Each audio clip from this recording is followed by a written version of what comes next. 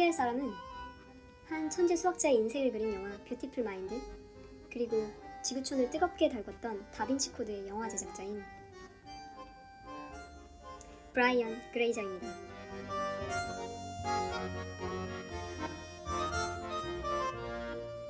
다음은 글로벌 금융의 리더 골드만삭스의 전 회장이었고 백악관의 경제수장이었던 게리 콘입니다.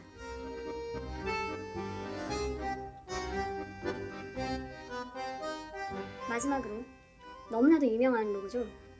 가구 공룡이라고도 불리는 세계 최대 가구 유통업체 이케아입니다. 바로 이 이케아의 회장 잉바르 캄프라데입니다.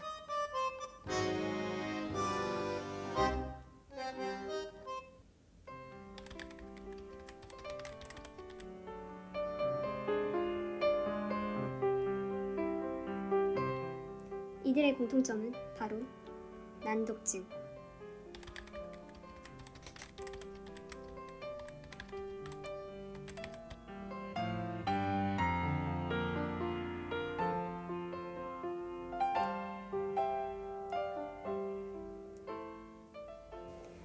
초등학교도 제대로 졸업하지 못했을 것 같은데 이렇게 거대한 성공을 거두었다는 게 믿어지십니까?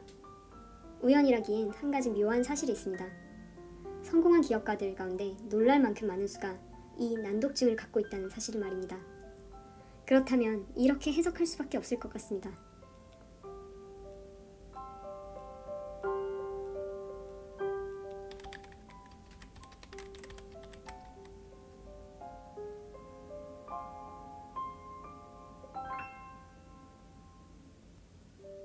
읽는 것이 너무 어려웠어요. 읽는 속도가 너무 느려서 한 문장의 끝에 도달할 때쯤에는 그 문장 처음이 뭐였는지를 잊어버리고 말았죠.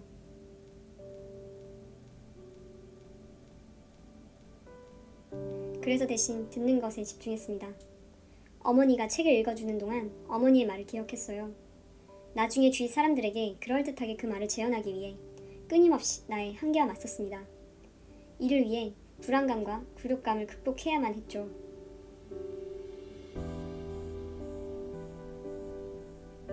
단어들을 기억할 정도로 열심히 집중해야만 했고 성공적으로 재현하기 위해 당당해져야만 했어요.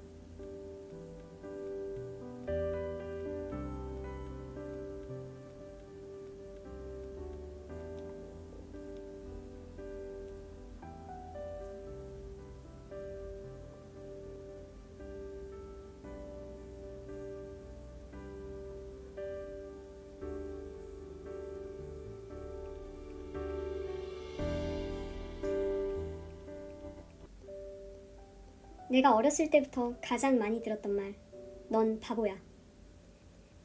아마 4살 때는 놀이터에서 잘 노는 멋진 아이였던 것 같아요. 그런데 유치원에 들어갔을 때가 기억이 나네요.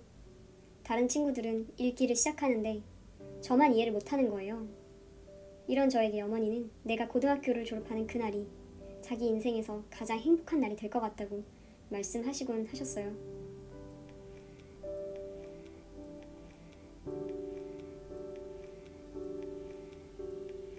이런 상황에서 나는 인정을 받으려고 노력했어요.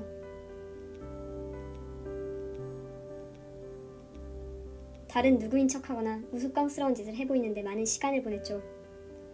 바보로 보이는 것보다는 광대 연기를 하는 게 나았으니까요.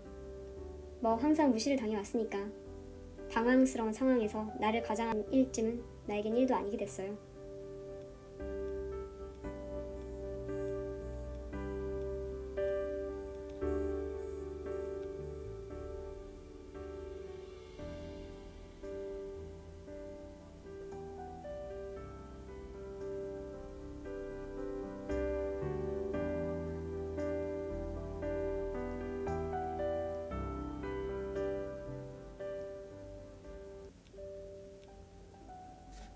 나에게는 확실히 눈에 보이는 결점이 있었잖아요. 이 결점은 다른 과목들에게도 영향을 미치기 시작했어요.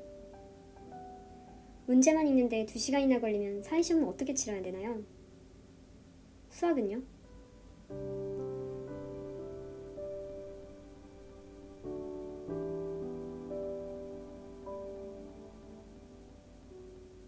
대부분의 사람들은 자연스럽게 주어진 강점들을 보강하면서 직업을 갖게 되고 자신만의 분야를 갖게 되잖아요. 그런데 저는 반대였어요. 내가 태어나면서 박탈당한 그것을 다른 것으로 보상하면서 성장했어요.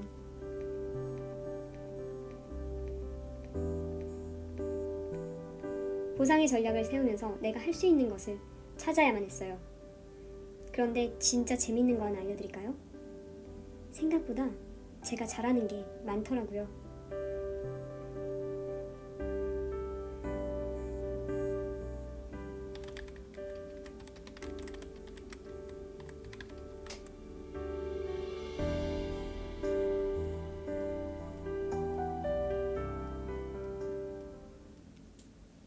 이들이 갖게 된 무언가는 바로 파괴적 역량이었습니다.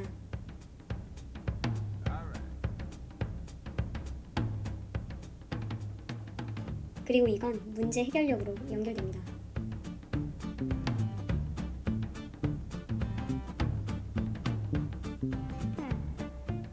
대부분의 사람들은 사회에 맞부딪혔을 때에야 비로소 이 문제 해결력이 중요하다는 것을 깨닫습니다. 학창시절 때는 성적만 잘 받으면 되고 성적 받는데도 자기가 공부를 안 하면 모르겠지만 큰 역경은 없으니까요. 그런데 난독증을 가진 사람들은 아주 어렸을 때부터 심각한 문제 상황에 봉착합니다. 그들에게는 성적 잘 받는 건 중요한 게 아니었어요. 그저 남들과 보조를 맞추며 한 발자국 그리고 또 한 발자국 떼는 것 자체가 엄청난 도전이었으니까. 여기서 살아남은 그들이 성인이 돼서 맞부딪히게 된 사회는 그렇게 어려운 무대가 아니었겠죠?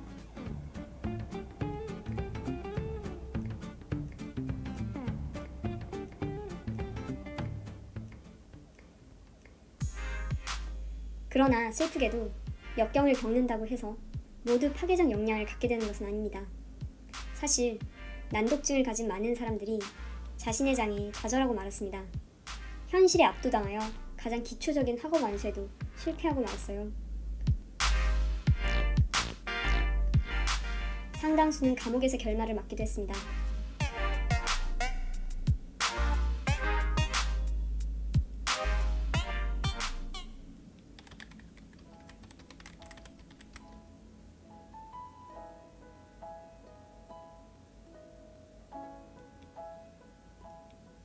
인생에는 다양한 선택지가 있습니다. 각자의 삶에 펼쳐진 선택지는 내용은 조금씩 다를 수 있지만 정말 다양합니다.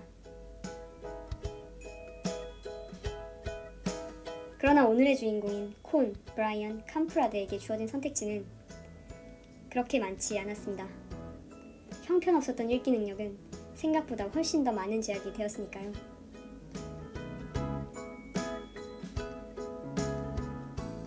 그런데 이들이 변화를 만들어낸 지점은 바로 여기였습니다.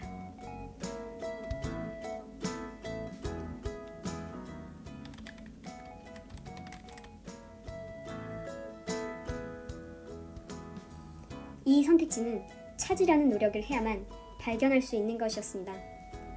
자칫하다간 그냥 지나칠 수도 있는 그런 종류의 것이었고요. 그리고 그들은 변화를 만들기 위한 다음 단계로 나아갔습니다.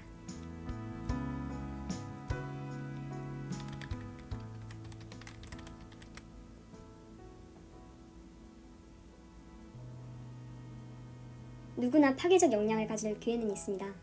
그에게 두드러지는 결함이 있다고 해도 말이죠. 그럼에도 불구하고 모두가 성공하지 못하는 이유는 바로 이것입니다. 스스로에게 잠재성이 있다는 사실 자체를 모르거나 알더라도 그 길을 선택하지 않거나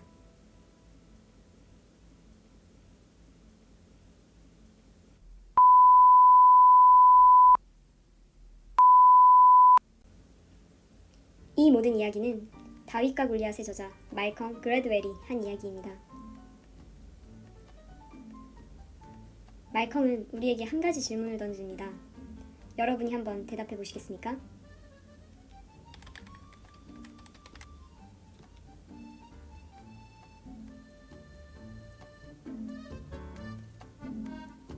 읽기 능력에 대한 장애가 난독증 환자들로 하여금 보통 사람들은 갖기 힘든 파괴적 역량을 이끌어냈다면 도대체 무엇이 강점이라 할 수 있겠습니까?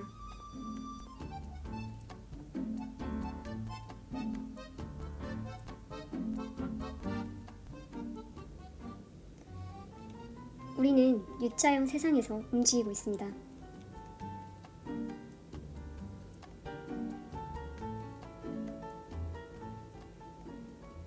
심리학자 베리 슈워츠와 애덤 그랜트는 거의 모든 결과값은 사실 뒤집힌 U자형을 보인다고 주장했습니다.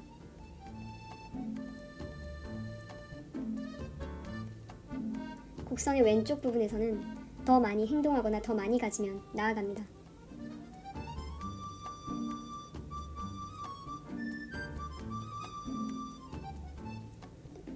이것이 일정 수준을 넘어서서 곡선의 오른쪽 부분까지 이르게 되면 더 많이 행동하거나 더 많이 가질수록 나빠집니다.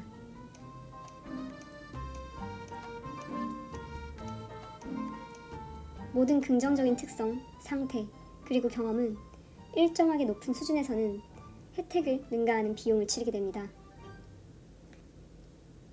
예를 하나 들어보겠습니다. 소득과 양육의 관계를 보겠습니다.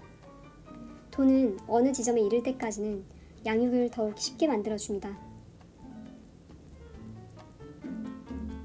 그러나 부모의 소득이 충분히 높아지면 양육이 다시 힘들어지기 시작합니다. 브라이언 콘 캄프라드에게 결핍은 삶의 거대한 원동력이자 선생님이었습니다. 그들의 아버지는 돈의 의미 그리고 자립과 근면한 노동의 미덕을 가르쳤습니다. 그러나 그들이 성공했기 때문에 그의 자녀들이 똑같은 교훈을 얻기가 매우 어렵게 됐습니다. 열심히 일해라, 독립심을 키워라, 돈의 의미를 배워라 와 같은 덕목을 주위를 둘러보면 열심히 일할 필요도, 독립심을 가질 필요도, 돈의 의미를 깨달을 필요도 없는 이 아이들에게 어떻게 가르칠 수 있겠습니까? 부유함은 그 안에 파괴의 씨앗을 품고 있습니다.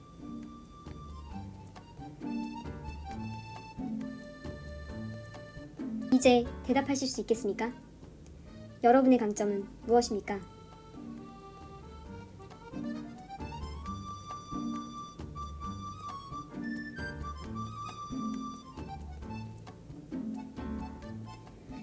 오늘 어떠셨어요? 이 영상이 7번째 영상인데 영상 하나하나 만들 때마다 저도 느끼는 게 참 많네요. 그리고 벌써 구독자가 90명이 넘었어요. 정말 감사합니다. 다음 이야기도 기대해 주시고요. 오늘은 게리콘의 이야기로 마무리를 지을게요. 또 봐요. 안녕.